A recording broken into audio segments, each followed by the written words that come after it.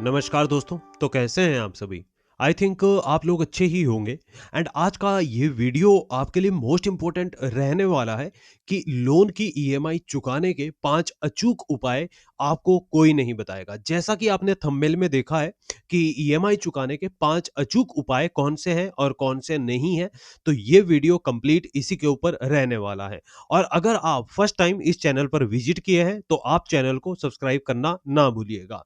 आपको इस चैनल पर इंफॉर्मेटिव वीडियो मिलती रहेगी एंड डेली अपडेट आपको किसी भी लोन के रिगार्डिंग एनबीएफसी हो या फिर बैंक हो, आप पर्सनल लोन, अनसिक्योर डेप्ट आपका कोई सा भी हो, क्रेडिट कार्ड एंड उसके रिगार्डिंग कोई सी भी डिटेल या कोई सी भी जानकारी रहती है तो आपको सबसे पहले इस चैनल पर मिल जाती है। अब बात करते हैं, क्या आपकी सैलरी आते ही ईएमआई कट जाती है? हर महीने के अंत में यानी आखिरी में जेब आपकी खाली हो जाती है और अक्सर यही होता है सभी के साथ कि जब आपका इनकम यानी सैलरी पहली तारीख को आती है और पहली ही तारीख को आपकी ईएमआई कट जाती है तो एक दिल पर थोड़ी सी ठेस पहुंचती है कि अमाउंट कम हो गया है। और अगर आपकी इनकम यानी जो सैलरी है अगर 1 तारीख से डिले होती है एंड इसके साथ ईएमआई आपकी 1 तारीख की रहती है तो आपको 1 तारीख को भी उधार मांगना पड़ता है।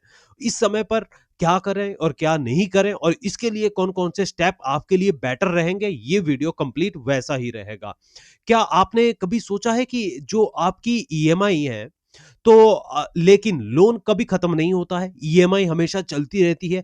6 महीने बाद आपकी ईएमआई बढ़ जाती है या फिर आप मल्टीपल लोन का शिकार हो जाते हैं, पर लोन कभी भी खत्म नहीं होता है। और सबसे बड़ी बात, बैंक चाहता है कि आप ईएमआई भरते रहें, जल्दी लोन खत्म ना करें। ध्यान रखें, बैंक क्या चाहता है कि आप कंटिन्यू ईएमआई करते रहें और लोन हमेशा के लिए आपके ऊपर रहे।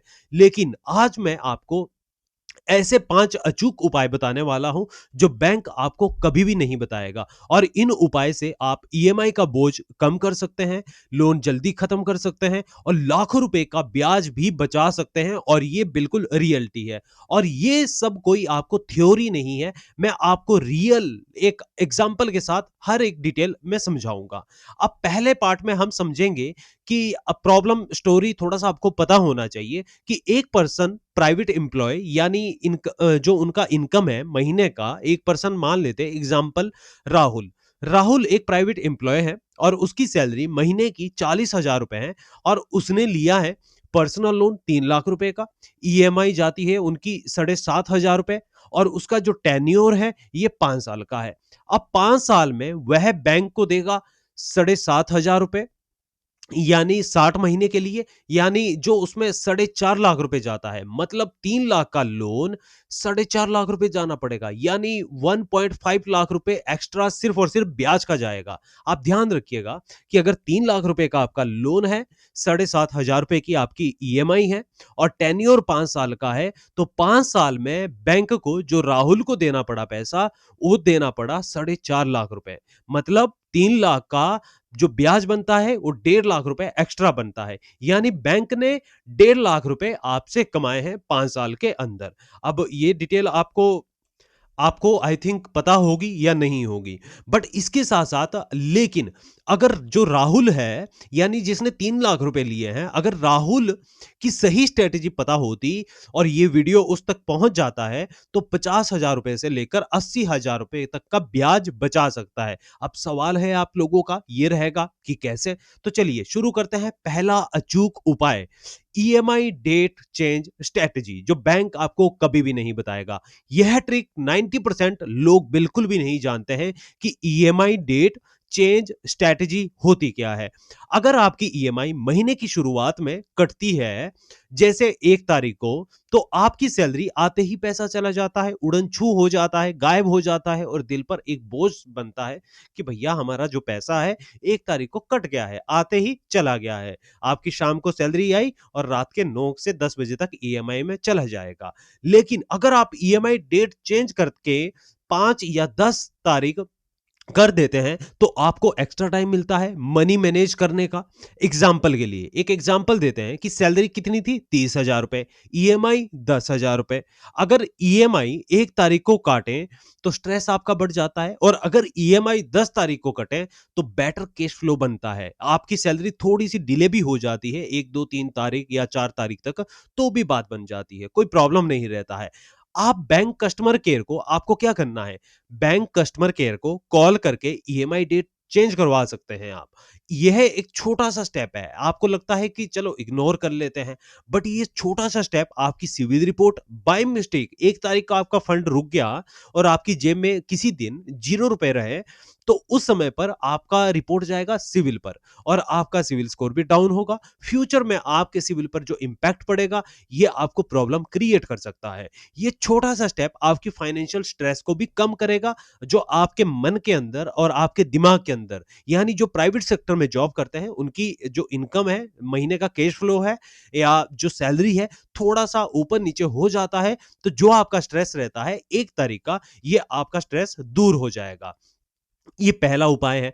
अब सेकंड उपाय यानी pre payment strategy. Pre payment strategy क्या होता है? यह सबसे पावरफुल स्ट्रैटेजी होती है। जब भी आपके पास एक्स्ट्रा पैसा आए, जैसे आपको बोनस मिलता है, इंसेंटिव मिलता है या गिफ्ट मनी मिलता है, तो उसे आप खर्च कर देते हैं। आप पार्टी करोगे, अपने फ्रेंड के साथ जाओगे, घूमोगे, फिरोगे या फिर आप और लोन ले लोगे, तो और लोन तो लेना ही नहीं है। आपको क्यों नहीं लेना है, इसके ऊपर मैं एक कंप्लीट वीडियो बनाऊंगा। अगर आप कहोगे तो आप कंप्लीट एक वीडियो, सिर्फ आपको एक कमेंट करना है, कंप्लीट वीडियो, ठीक है? तो आपको इसके लिए एक वीडियो, पावरफुल वीडियो आ जाएगा। बट जब भी आपके पास एक्स्ट्रा पैसा आता है, जैसे बोनस आता है, इंसेंटिव आता है या गिफ्ट मनी आता है, या फिर आपके घर पर कोई मेहमान आ जाता है और आपको कुछ पैसा देता है, तो आपको उसको खर्च नहीं करना है, आपको उसको बचा कर रखना है और लोन प्रीपेमेंट में डालना है उसको। अब कैसे आपको डालना है? लोन आपका 5 लाख रुपए का है, इंटरेस्ट कितना है? 12% का। ठीक है, अगर 12% का इंटरेस्ट है और अगर आपका पर्सनल लोन है, अनसिक्योर्ड डेब्ट है, तो उसमें जो इंटरेस्ट रेट होगा आपका 30 से 40% तक भी होगा। एंड बहुत सारी एनबीएफसी कंपनियां, अगर आपने ऑनलाइन ऐप से लोन लिया हुआ है, तो उसमें जो आपकी इंटरेस्ट है आपका 60 से 70% भी होता है। ध्यान रखिएगा, हिडन चार्जेस बहुत ज्यादा होते हैं। हिडन चार्जेस के ऊपर मैं एक वीडियो बनाऊंगा, कंप्लीट वीडियो, तो उसको भी आप देख लीजिएगा, ठीक है?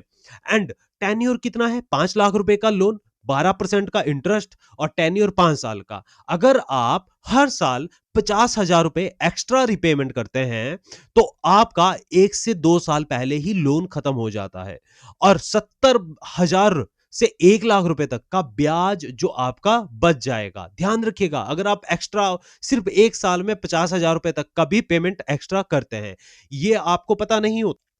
और एक्स्ट्रा पेमेंट करने से एक तो आपका स्ट्रेस लेवल भी कम होता रहेगा, जो आपके सर पर बोझ चढ़ा हुआ है ये भी कम होता रहेगा और धीरे धीरे आप इस लोन के दलदल से भी बाहर निकलते जाएंगे।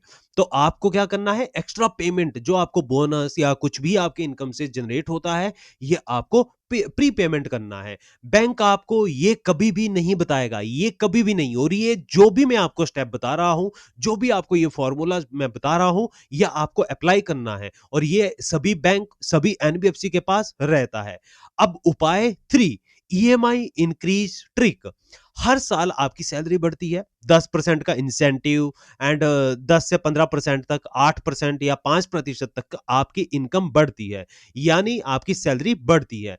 अब लेकिन ईएमआई आपकी वही रहती है। अगर आप ईएमआई सिर्फ 500 से 1000 बढ़ा दे, यानी अगर आपकी ईएमआई, जैसे अभी एग्जांपल के लिए आपकी ईएमआई 8,000 रुपए है, अब आप उसको इंक्रीज कर देते हैं, 9,000 रुपए कर देते हैं, तो रिजल्ट इसके सामने आपका क्या निकल कर आएगा?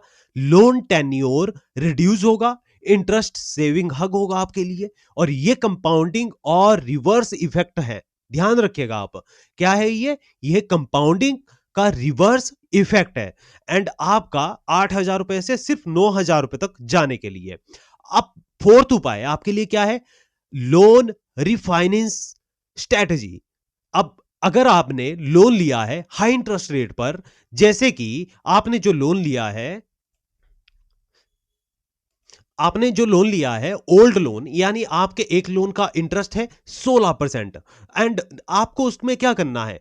अब और नया लोन आपको 11% में मिल रहा है, तो रिजल्ट कम से कम में हो जाता है। कैसे? अब कम ईएमआई, आपकी ईएमआई कम होती है, इंटरेस्ट कम होता है और प्रोसेस रीफाइनेंस कहलाता है इसको। अब ये कैसे होता है?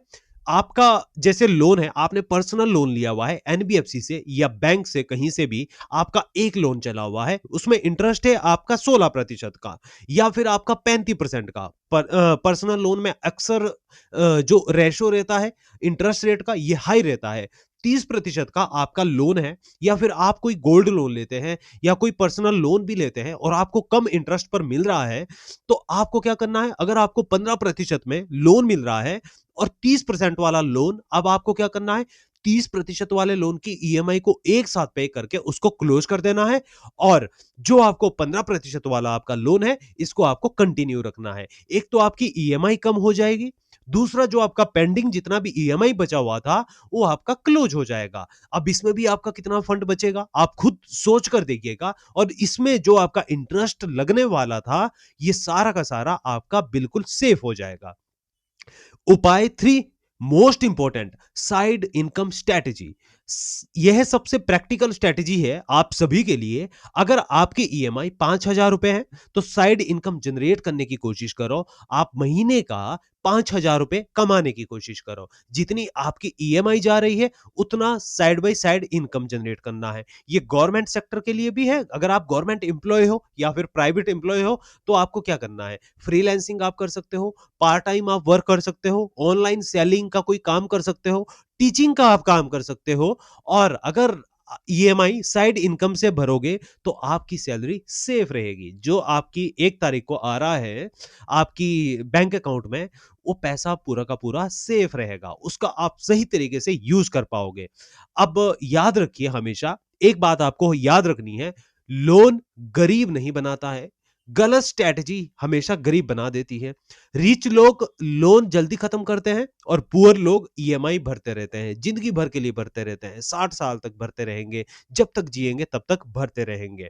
और आपको डिसाइड करना है आप कौन बनना चाहते हैं। अगर आप स्मार्ट तरीके से लोन मैनेज करेंगे, तो आप फाइनेंशियली फ्रीडम जल्दी मिलेगी आपको। और अगर आपको ये वीडियो यूजफुल लगा है, तो लाइक करें, सब्सक्राइब करें और कमेंट में लिखें ईएमआई फ्री, ताकि मैं आपको लोन फ्री होने का कंप्लीट रोड मैप दे सकूं। और ईएमआई से अगर आपको जल्दी से आजादी पानी है, तो आप चैनल को सब्सक्राइब करना बिल्कुल ना भूलिएगा। तो आज का ये वीडियो यहीं पर समाप्त होता है, बाकी हम मिलते हैं नेक्स्ट वीडियो में। Thank you.